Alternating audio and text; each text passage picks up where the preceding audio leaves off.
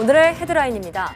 최근 결함 논란이 불거진 삼성전자의 폴더블 스마트폰 갤럭시 폴드가 결국 출시를 연기했습니다. 삼성전자는 정확한 일정도 잡지 못한 채 출시를 연기하면서 신뢰도와 이미지에 큰 타격을 입게 됐습니다. 국내 연구진이 물에서 수소를 쉽고 값싸게 만들 수 있는 촉매 시스템을 개발했습니다. 이번에 개발한 촉매는 재사용이 가능하고 효율도 기존보다 50% 높아 수소차와 같은 미래 산업 성장에 도움이 될 전망입니다. 인류의 달 착륙 50주년을 맞아 우주 선진국의 개발 상황을 살펴보고 우리의 발전 방향을 모색하는 특별 기회. 오늘은 미국의 우주 개발 산실인 케네디 우주센터에 다녀온 취재 기자와 함께 미국의 차기 우주 계획에 대해 나눠보겠습니다. 한국인의 5대 사망 원인 중 하나인 당뇨병. 흔히 나이가 들면서 걸리는 병으로 알려졌지만 최근에는 젊은 층에서도 당뇨병 환자가 늘고 있다고 합니다. 오늘 내문보고서 시간에는 당뇨병의 원인과 합병증 그리고 관리 방법에 대해 알아봅니다.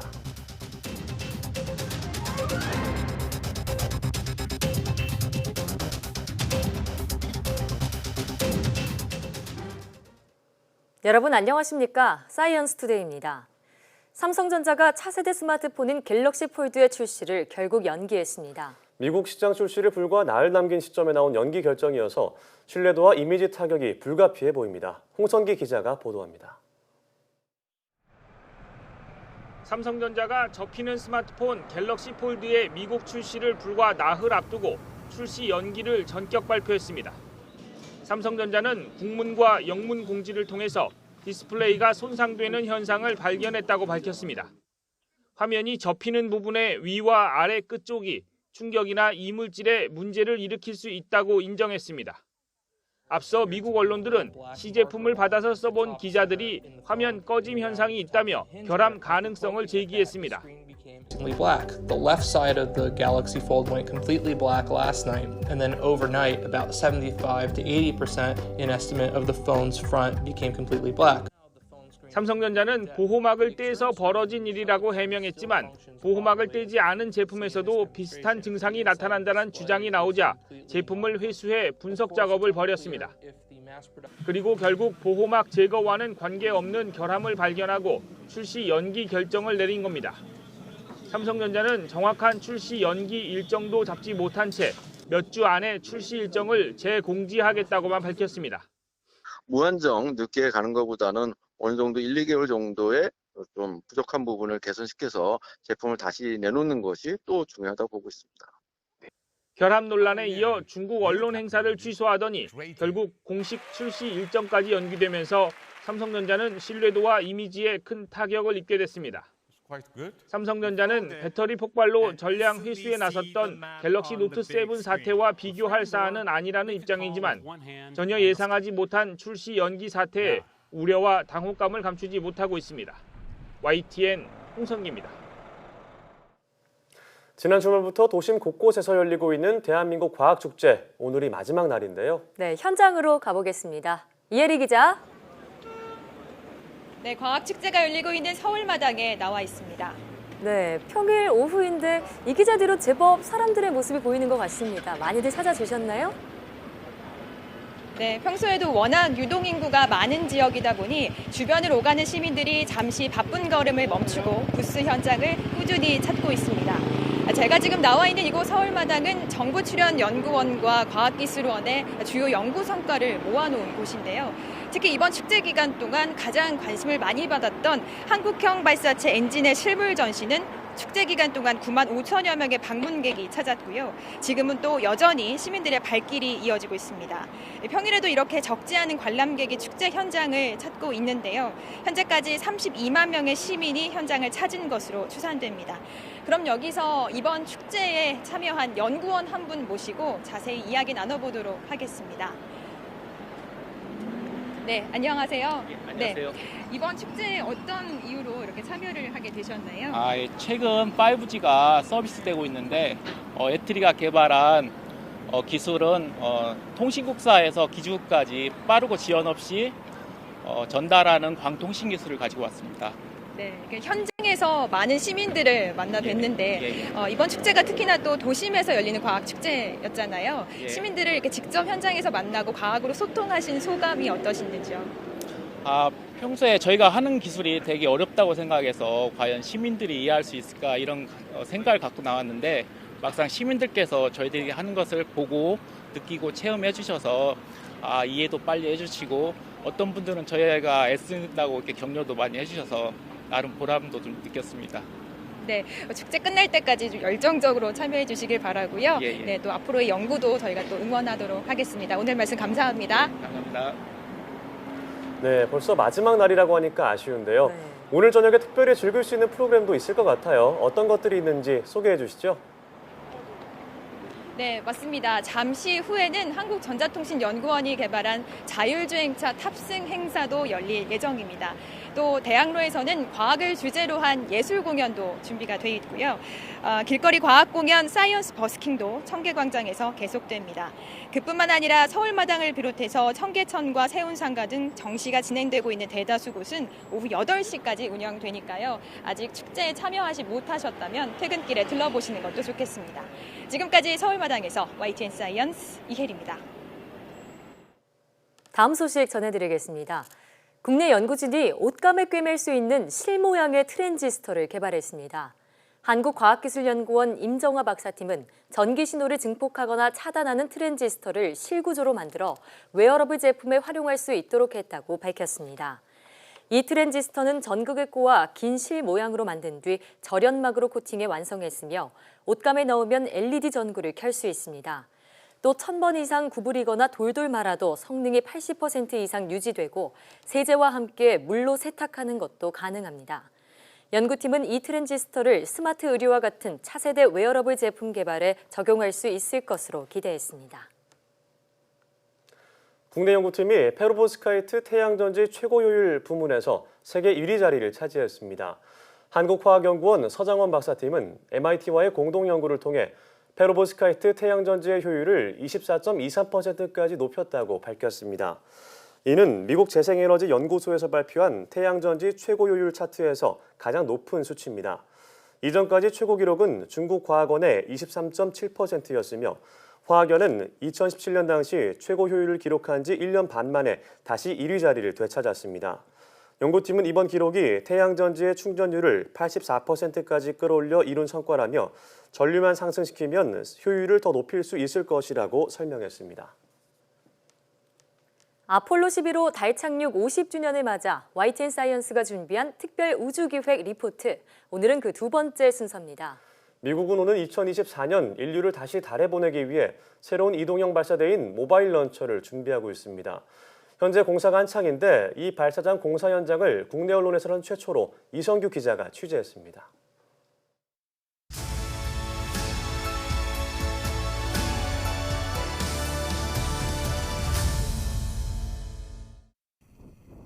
케네디 우주센터를 대표하는 로켓 발사장 LC-39B입니다. 나사의 달 탐사용 SLS 로켓 발사를 위한 공사가 한창입니다. 우주센터는 기존 고정형 발사대를 없애고 이동형 발사대인 모바일 런처를 제작했습니다. 높이 115m의 모바일 런처는 조립 건물과 발사장을 오갈 수 있습니다.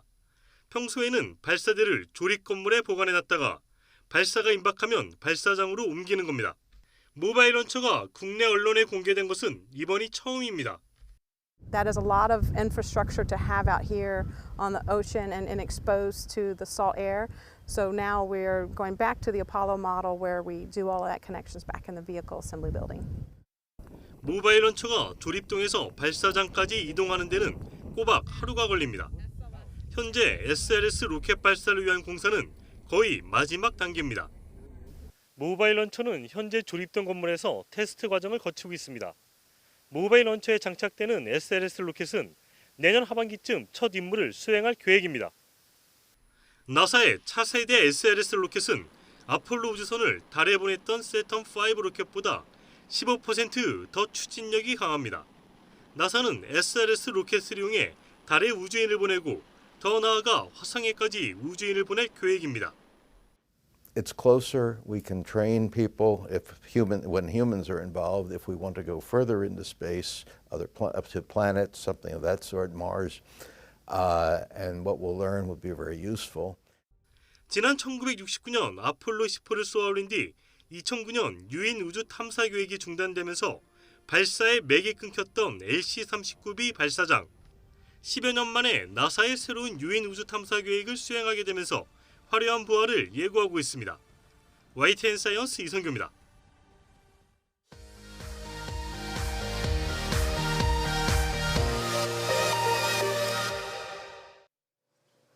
화제 뉴스를 골라 과학 기자의 시선으로 분석하는 과학 본색 시간입니다. 네, 오늘은 이성규 기자와 함께하겠습니다. 어서 오세요. 안녕하세요. 네. 자, 이번에 나사 케네디 우주센터를 취재하고 왔는데요. 이 케네디 우주센터는 미국 우주 개발의 역사를 담고 있는 곳이죠. 근데 이름이 좀 독특합니다. 케네디 대통령의 이름을 딴 건가요? 원래 이 케네디 우주센터는 이름이 그 발사센터였는데요. 1963년 이 케네디 대통령의 암살 이후에 그를 기리기 위해서 명칭이 지금과 같은 케네디 우주센터로 바뀌었어요. 예. 이 케네디 대통령은 원래 이 우주에는 그다지 관심이 없었다고 해요. 이제 그 스푸트니크 충격 이후에 백악관 회의 도중에 이제 참모 중에 한 명이 뭐 달 착륙이 어떨까요? 이런 의견을 내놨는데 그 얘기를 듣고 그 자리에서 이걸 결정했다고 해요. 그렇군요. 그래서 1962년 이 케네디 대통령이 라이스 대학에서 한 이 달 연설이 굉장히 인상적인데요. 한번 들어보겠습니다. We choose to go to the moon in this decade and do the other things, not because they are easy, but because they are hard. 이게 이제 우리가 흔히 왜 에베레스트 산에 올라가느냐라는 질문이 있잖아요. 뭐 그거가 비슷한 대답이다라고 할 수가 있겠죠. 네, 뭐 케네디 대통령이 워낙 그 아폴로 탐사와 유명하니까. 근데 다른 그 이후의 대통령 중에는 달 탐사와 좀 연관 있는 대통령이 있을까요? 이게 좀 의외의 대통령일 수도 있는데 조지 W. 부시 전 미국 대통령이 또 이 달 탐사에 관심이 많았어요. 부시 대통령은 그 9.11 테러 이후에 테러와의 전쟁을 선포해서 뭐 이라크 전쟁 그 정도는 좀 연관이 되는데 달 탐사와는 좀 연관이 없어 보이는데요. 연관이 없어 보이는데 2004년이었죠. 이 부시 전 대통령이 이 컨스텔레이션이라는 계획을 발표하거든요. 이 컨스텔레이션 계획의 핵심은 2020년까지 달에 우주인을 보내겠다. 뭐 제2의 아폴로 계획이다 이렇게 볼 수가 있는데 이 문제는 이 컨스텔레이션 계획이 2010년에 중단이 되면서 그 유인 달 탐사가 무산됐죠. 그럼 만약에 컨스텔레이션 계획이 중단되지 않았다면 2020년 그러니까 내년이죠. 다시 미국이 달에 사람을 보내게 될 수도 있었을 텐데 이 계획이 왜 중단이 됐나요? 그 2007년에 전 세계적으로 큰 일이 하나 터지잖아요. 그 서브프라임 모기지 사태라고. 이 미국 경제뿐만 아니라 이 전 세계 경제가 이렇게 휘청했죠. 이 경제의 그 여파로 2010년 버락 오바마 전 미국 대통령은 이 컨스텔레이션 계획을 취소하게 돼요. 당시 이미 약 한 90억 달러의 예산이 투입이 됐는데 이 서브프라임 모기지 사태 이후 재정 악화를 이유로 결국 중단을 선언하게 되는 거죠. 근데 이제 한 가지 흥미로운 거는 그해 4월 15일 이 오바마 대통령이 또다시 이제 2030년대 중반쯤에 화성에 뭐 사람을 보내겠다. 또 이런 우주 계획을 발표해요. 새로운 계획을요.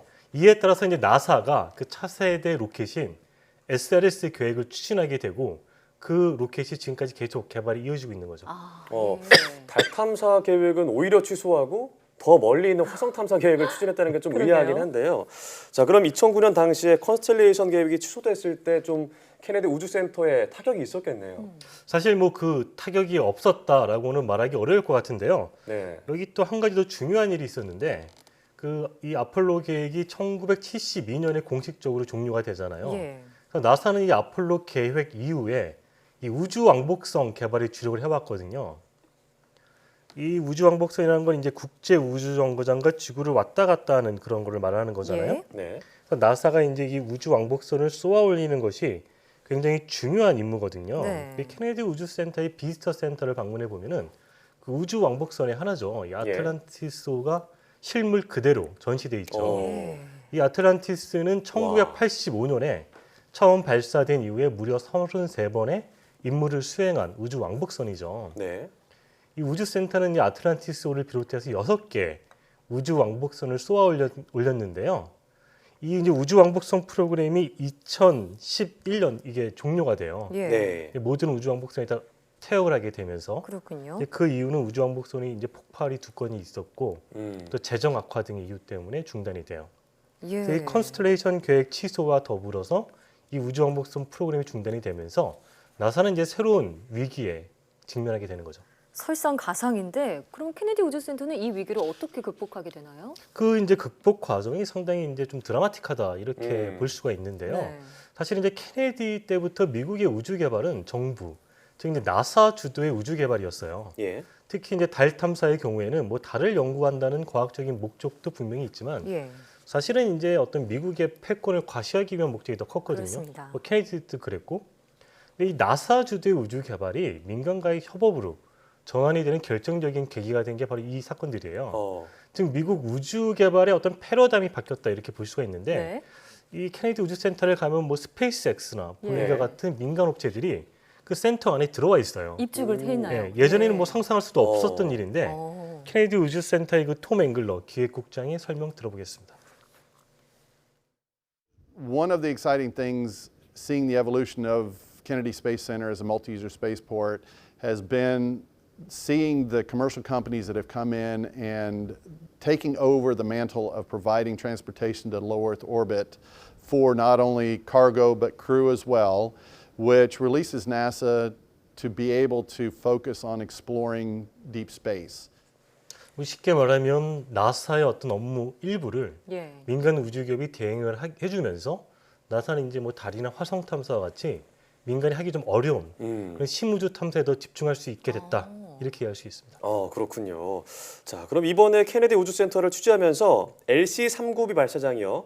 그 한국 언론에서 최초로 취재했다고 하는데 어떤 발사장인지 설명 부탁드리겠습니다. 그러니까 이제 케네디 우주센터를 대표하는 발사장이 LC-39 발사장인데 예. 이 발사장은 크게 39A와 39B로 나눠요. 네. 이 39A는 그 아폴로 11호 달에 착륙했던 그 아폴로 11호를 쏘아 올렸던 A는요? 예. 바로 그 이제 그 전설적인 발사장인데 예. 이 발사장은 현재 스페이스 X가 임대를 해서 뭐 펠컨 헤비 로켓 같은 걸 쏘아 올리는 데 이용하고 있어요. 그렇군요. 그러니까 이 발사장은 지금도 사용이 되고 있는 발사장이고요. 네. 저희가 취재한 발사장은 39B 발사장인데 이 발사장은 현재 이제 리모델링 공사가 한창 진행 중인 거예요. 네. 이 발사장 이제 리모델링 공사가 진행 중인 이유는 그 이제 SLS 로켓 발사를 위한 거죠. 예. SLS 로켓 발사를 위해서 리모델링 공사 중이라고요. 좀 더 구체적으로 설명 부탁드릴게요. 그러니까 이제 트럼프 행정부가 2024년까지 다시 달에 우주인을 보내겠다라고 밝혔잖아요. 네. 그래서 이 우주인을 달에 보내기 위해 나사가 개발하고 있는 로켓이 SLS 로켓이잖아요. 스페이스 론치 시스템이라고 불리는 네. 이 로켓을 발사하기 위한 전용 발사장이 바로 이 39B 발사장인 거예요. 근데 39B 발사장이 그 전에도 발사에 쓰였잖아요. 예. 근데 이렇게 로켓이 새로 바뀌게 되면은 그 이전에 쓰였던 발사대는 쓸 수가 없어요. 그래요. 새로 만들어야 새로 만들어야 돼요. 그래서 지금 이 SLS 로켓을 쏘아 올리기 위한 발사대를 새로 만들고 있는 그 공사가 진행되고 있는 거예요. 그래서 지금 그 발사대가 바로 네. 모바일 런처라고 불리는 거예요. 네. 모바일 런처요. 모바일 런처 뭐 앞서 저희가 이제 기사에서 봤지만 어떤 로켓인지 어떤 그 런처인지 설명 부탁드리겠습니다. 발사대요. 예. 그러니까 이제 39A 발사대를 우리가 예로 들면은 타워가 그 야외에 고정돼 있어요. 로켓을 붙잡아주는 타워가. 근데 이제 이 모바일 런처는 이 타워를 포함해서 밑에 있는 플랫폼이 세트로 함께 움직이는 거예요. 그래서 이제 조립 건물이랑 이 발사장을 왔다 갔다 할 수 있다. 그래서 이동형 발사대, 모바일 런처라고 부르는데 이렇게 모바일 런처를 도입한 배경은 이 케네디 우주센터 너머가 이제 그 대서양 바다잖아요. 그럼 바다에서 이 소금기를 머금은 바람이 굉장히 거세게 불어요. 그럼 야외에 이렇게 큰 타워가 노출돼 있으면 부식되거나 이게 그 소금기가 머금은 공기를 계속 맞잖아요. 그럼 부식이 굉장히 빨리 일어나요. 이거를 수리하고 유지하는 비용이 또 꽤 많이 들어요. 나사가 생각한 거는 우리가 그런 걸 좀 최소화하자. 그래서 평소에는 조립동 건물에 이 모바일 런처를 갖다 놓고 보관해두고요. 여기서 이제 뭐 수리도 하고 조립도 하고 이렇게 갖다 놓고 발사가 임박하면 이제 발사장으로 이동을 하는 거죠. 예, 그렇군요. 자, 그런데 나사 예산이 23조 원에 달한다고 들었는데요. 미국인들은 이렇게 큰 규모의 액수를 우주 개발에 투자하는 거에 대해서 반감이 없나요? 그러니까 23조 원이면은 우리나라 정부 R&D가 20조 원 조금 넘었으니까 굉장히 큰 돈은 분명한데 사실은 이제 미국 전체 연방 정부 예산에 비하면 굉장히 작은 토익수예요. 그래요? 그렇죠. 이게 0.5%도 안 돼요. 23조 예. 원이. 그러니까 이제 미국의 전문가들의 입장에서는 이 정도 예산을 우리가 우주에 쓰는 것은 사실 큰 건 아니다. 연방 정부 전체 입장에서 보면. 또 일반 국민들의 어떤 우주에 대한 관심이 굉장히 크기 때문에 예. 오히려 좀 더 예산을 늘려야 되는 거 아니냐 이런 주장도 하고 있는데요. 전문가 설명 들어보겠습니다. First of all, although $21 billion is a lot of money, in terms of the federal budget, even the defense budget, other things, it's not that big. It gets a lot of high public appeal and interest and publicity, so it may seem as though we spend a lot more on space than in terms of in perspective, in terms of the GDP and the federal budget. 네, 미국의 국방 예산이 뭐 850조라고 하니까 네. 23조면은 그렇게 많은 건 아니다라는 생각이 들기도 하는데요. 자, 트럼프 행정부가 2024년까지 달에 사람을 보내겠다 이런 목표를 발표를 했는데, 자, 미국 내 전문가들은 실현 가능성에 대해서 어떻게 판단을 하고 있나요? 아니, 기술적으로는 이미 50년 전에 달에 착륙을 했었잖아요, 미국은. 예. 네. 그러니까 사실은 기술적으로 어려운 일은 아닌 거죠, 미국 그러니까요. 입장에서는. 네. 문제는 뭐냐면 이게 이제 기간이 원래는 2028년이었어요. 근데 트럼프가 4년을 앞당겼죠. 그렇습니다. 이게 앞당기다 보니까 좀 조급하잖아요. 예. 그래서 이제 전문가들의 의견은 뭔가 조금 더 돈이 많이 투입돼야 된다. 이런 의견을 말하고 있는데 한번 들어보겠습니다. Anything is possible. There are some of our major aerospace companies and internal NASA studies that say yes, indeed, with additional money and with a very narrow focus, we can get humans back to the moon by 2024. Probably a woman first.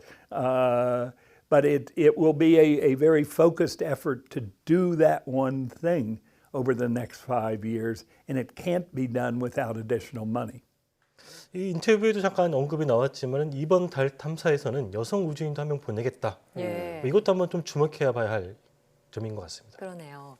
자, 지금 미국의 유인달 탐사 계획 그러니까 5년 정도 남은 건데 케네디 우주센터에서 또 하나의 역사가 탄생할지 기대해 보도록 하겠습니다. 오늘 말씀 잘 들었습니다.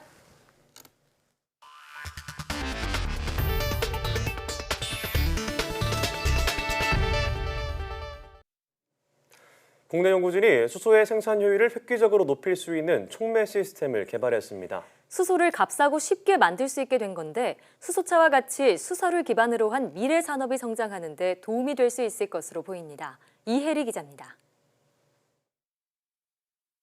물이 담긴 비커에 빛을 비추자 곧바로 수소 거품이 올라오기 시작합니다. 필름과 같이 생긴 고체 촉매가 물과 빛을 반응시켜 수소를 생산하게 도운 겁니다.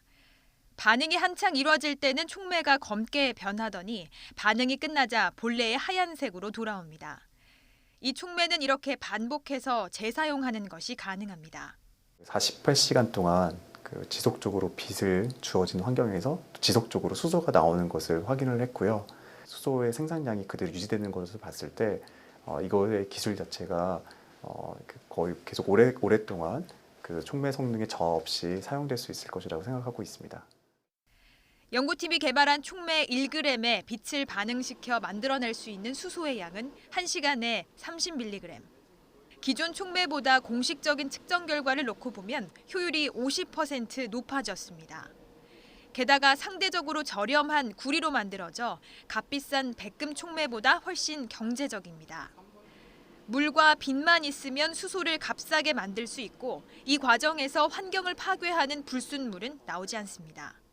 고온에서 그리고 고압에서 메탄가스 그래서 분해해서 이렇게 만들게 됩니다. 그러다 보면 필연적으로 이제 우리가 잘 아는 그런 이산화탄소 같은 그런 부산물들이 굉장히 많이 발생하고 공정이 그렇게 복잡하게 됩니다. 수소만 이렇게 나오기 때문에 다른 부산물이 생성되지 않는 그런 장점이 또 있게 되는 거죠. 수소차로 대표되는 차세대 에너지원인 수소산업의 시장 규모는 2017년 120조 원을 돌파한 것으로 추정됩니다. 연구팀은 이번에 개발한 친환경 촉매가 관련 산업에 활기를 불어넣을 것으로 기대하고 있습니다. YTN 사이언스 이혜리입니다. 항산화와 항암 효과가 있는 것으로 알려진 호두 속 성분 페놀릭이 염증성 장질환 개선에 도움을 준다는 연구 결과가 나왔습니다. 서울시 보라매 병원 연구팀은 동물 실험과 인체세포 모델을 대상으로 한 실험에서 이런 사실을 확인했다고 밝혔습니다. 연구팀은 급성 대장염을 유발한 쥐의 경우 페놀릭 추출물을 투여한 그룹에서는 체중 변화가 거의 없었지만 페놀릭을 투여받지 않은 그룹은 설사와 탈수 등으로 체중이 10% 감소했다고 설명했습니다. 또 만성 대장염에 의해 발생하는 대장 종양의 개수도 페놀릭 추출물을 투여한 쥐에서 7배 정도 적은 것으로 나타났습니다. 연구팀은 염증성 장 질환의 경우 식이 관리가 중요하다며 호두 섭취가 장내 염증 반응을 줄이는 데 도움이 될 수 있다는 점을 확인한 결과라고 말했습니다. 녹색빛이 눈의 피로를 줄이고 시력 회복에 도움이 된다는 사실이 과학적으로 증명됐습니다. 한국해양대 최철영 교수팀은 다양한 파장의 LED빛을 해양 생물에 적용한 결과 녹색빛이 어류에 손상된 망막세포 회복과 재생에 효과가 있다는 것을 확인했다고 밝혔습니다. 연구 결과 1제곱미터에 1.5와트 세기의 녹색빛을 4주 동안 금붕어에 노출한 결과 다른 세계 빛에서 키운 금붕어보다 망막의 활성산소 농도가 57%나 감소했고 외부 유해인자로 인해 죽은 세포 양도 크게 줄었습니다. 반대로 청색 파장빛은 금붕어의 활성산소 생성을 촉진해 스트레스를 유발하고 망막세포의 대량 사멸을 일으키는 것으로 나타났습니다. 연구팀은 녹색빛이 만성적 눈의 피로에 시달리는 현대인들의 시력 회복에 도움을 줄 수 있을 것이라고 설명했습니다.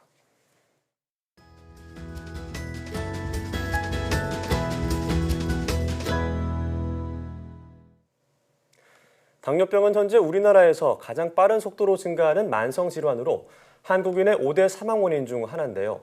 당뇨병을 예방하고 관리하는 방법은 무엇일까요? 오늘 내 몸 보고서에서는 당뇨병에 대해서 알아보겠습니다. 한양대학교 병원 내분비대사내과 박정환 교수와 함께합니다. 어서 오세요. 네, 반갑습니다. 예. 자, 당뇨병 우리 생활에서도 너무나도 흔한 질환이고 주변에서도 참 많이 앓고들 계시는데 인슐린 부족과 관련이 있다 이 정도 외에는 자세히 알고 있지 못하고 있습니다. 당뇨병은 왜 나타나는 질병인가요? 포도당은 우리 몸이 사용하는 가장 기본적인 에너지원인데요. 포도당 농도를 혈당이라고 합니다. 혈당은 췌장에서 생산되는 인슐린과 글루카곤이라는 두 가지 물질에 의해 일정한 수준으로 유지가 되는데요. 예. 인슐린은 혈당을 낮추고 글루카곤은 혈당을 높입니다. 예. 특히 인슐린은 포도당을 세포까지 데려다주는 운반자 역할을 하는데요. 그런데 여러 가지 이유로 인슐린이 잘 분비되지 않거나 기능을 제대로 하지 못하면 혈당이 지나치게 높아지게 되고 그 고혈당에 의해서 혈액이 온몸을 돌면서 미세혈관과 거대혈관을 망가뜨려 각종 합병증을 일으키는 것이 당뇨병이라고 합니다. 네, 당뇨병도 제1형, 2형으로 나뉜다고 들었는데요. 어떻게 구분하는 건가요? 우리 몸이 정상 세포나 조직을 적으로 잘못 인식하고 공격하는 질병이 자가면역 질환이라고 하는데요. 예. 자가면역에 의해서 인슐린을 만드는 췌장 베타 세포가 망가지면 인슐린이 모자라게 됩니다. 그렇게 발병하는 당뇨병이 제1형 당뇨병입니다. 우리나라 당뇨병의 2% 미만을 차지하는 것으로 알려져 있고요. 아, 소수군요. 예, 주로 어린아이에서 발생을 할 수는 있지만 성인에서도 발병할 수 있습니다. 1형 당뇨병은 앞서 말씀드린 것처럼 인슐린이 모자라서 발병하는 당뇨병이기 때문에 인슐린 치료가 반드시 필요합니다. 2형 당뇨병은 인슐린의 감소가 주로 발생하는 1형 당뇨병과 달리 분비뿐만 아니라 인슐린의 성능이 떨어지는 인슐린 저항성이 동반됩니다. 이러한 인슐린 저항성은 유전적 요인과 환경적 요인이 작용하여 발생하는 것으로 알려져 있는데요. 환경적 요인 중 대표적인 예가 비만입니다. 그래서 제2형 당뇨병은 일반적으로 운동과 식사 조절과 함께 경구용 항당뇨성 약제로 치료를 하지만 2형 당뇨병을 진단받고 오랜 시간이 지나면 일반인과 비교해서 인슐린도 부족하게 되므로 인슐린 치료가 필요할 수 있습니다. 네, 그럼 당뇨병 2형이 90% 이상 대부분을 차지하고 있다는 말씀인데 젊은 층에서도 환자가 늘어나고 있다고요. 그 이유를 말씀해 주시죠. 제2형 당뇨병은 약 50% 정도 유전적인 요인의 영향을 받는 것으로 알려져 있습니다. 부모 모두 2형 당뇨병인 경우에 자녀에게서 2형 당뇨병이 발생할 가능성은 30% 정도이고요. 부모 중 한 사람이 제2형 당뇨병인 경우에 자녀가 당뇨병이 발생할 가능성은 15% 정도입니다. 하지만 가족 중에 제2형 당뇨병 환자가 있다고 해서 반드시 제2형 당뇨병이 발병하는 것은 아니고요.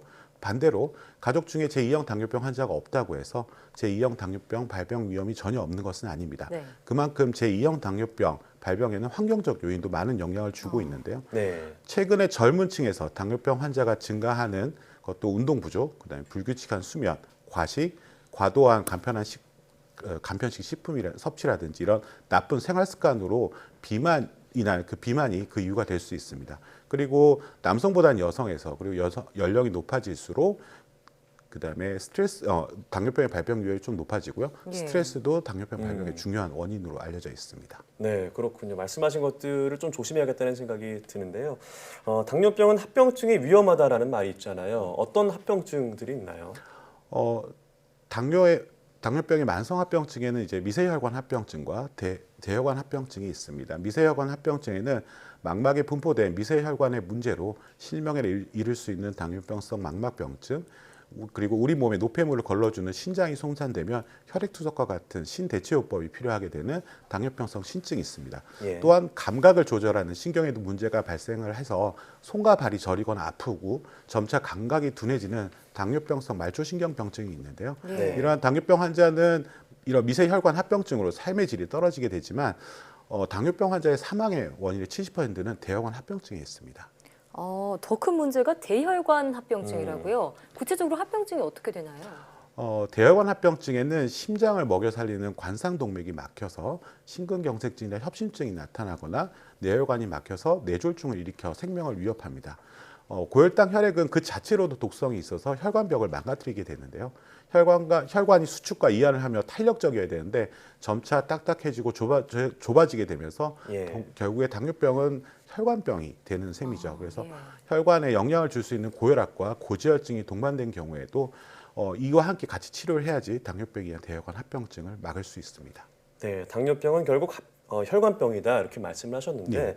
자, 혈당을 제대로 관리하는 게 무엇보다 중요할 것 같습니다. 어떻게 관리하는 게 좋을까요? 혈당이 낮을수록 당뇨합병증 위험이 낮아지는 것은 잘 알려져 있습니다. 네. 하지만 당뇨병을 치료받는 기간이 길수록 합병증 발생 위험이 커지게 됩니다. 따라서 오랜 기간 당뇨병을 치료해야 되는 젊은 당뇨병 환자들은 더 철저하게 당뇨병을 관리해야 합병증을 예방할 수 있고요. 일부 당뇨병 환자들이 이러한 내용을 잘못 이해하셔가지고 당뇨병 진단 후에 약물 치료를 잘 받지 않으려고 하는데요. 당뇨병 진단 초기에 적극적인 약물 치료를 통해서 혈당을 잘 조절해야 합병증 발생을 또 줄일 수 있습니다. 또 당뇨병 완치가 없고 평생 관리해야 하는 질환이므로 초기부터 의료기관을 방문하여서 치료하는 것이 매우 중요합니다. 그런데 문제는 자신이 당뇨병 환자라는 사실을 모르는 분들도 많다고 하던데요. 당뇨병임을 의심할 수 있는 증상들이 있다면요? 당뇨병이 발생해서 혈당이 올라가게 되면 소변을 자주 보게 되는 다뇨 현상이 생기고 다뇨로 인한 탈수로 목이 자주 말라서 물을 마시게 되는 다음 현상이 생기게 됩니다. 또 음식을 많이 먹게 되면서 체중은 오히려 감소되고 그런 현상들이 생기게 되는데 이러한 증상들은 혈당이 매우 높은 경우에만 생기는 증상이고요. 대부분의 환자는 아무런 증상 없이 혈당 검사에서만 이상이 발견돼서 당뇨병을 진단받게 됩니다. 따라서 당뇨병 진단을 위해서는 40세 이상이라면 매년 당뇨병 선별 검사를 받는 것이 매우 중요하고요. 또 직계 가족 중에 당뇨병이 있거나 비만, 임신성 당뇨병, 4kg 이상의 거대아를 출산한 과거력이 있는 등의 제2형 당뇨병의 위험 인자를 갖고 있는 경우에는 30세부터 당뇨병 선별 검사를 받아야 합니다. 네, 말씀하신 분들은 정기적인 검진이 필수일 것 같고요. 자, 평상시에 당뇨를 예방할 수 있는 방법이 있다면 소개해 주시죠. 제2형 당뇨병 경우 생활 습관 교정을 통해서 예방이 가능한 것으로 알려져 있습니다. 규칙적인 운동과 식사, 설탕 등의 단순당의 섭취를 제한하고 소금 섭취 조절 등을 통해서 체중을 감소시키면 제2형 당뇨병 발생 위험을 낮출 수 있습니다. 일반적으로 과체중 혹은 비만 환자에서 전체 체중의 5% 정도만 줄이면 제2형 당뇨병 발생 위험이 낮출 수 있다고 알려져 있습니다. 네, 규칙적인 운동이나 올바른 식습관은 대부분의 질병을 예방하는 데 도움이 되는 것 같다는 생각이 듭니다. 네, 지금까지 한양대학교병원 내분비 대사내과 박정환 교수와 함께했습니다. 오늘 말씀 고맙습니다. 고맙습니다.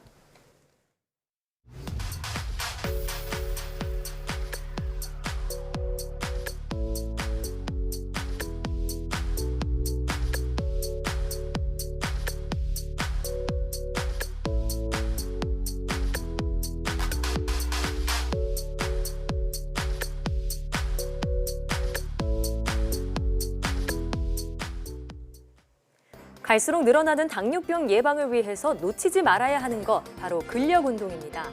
근육은 우리 몸에서 포도당을 가장 많이 소모하는 부위이기 때문인데요.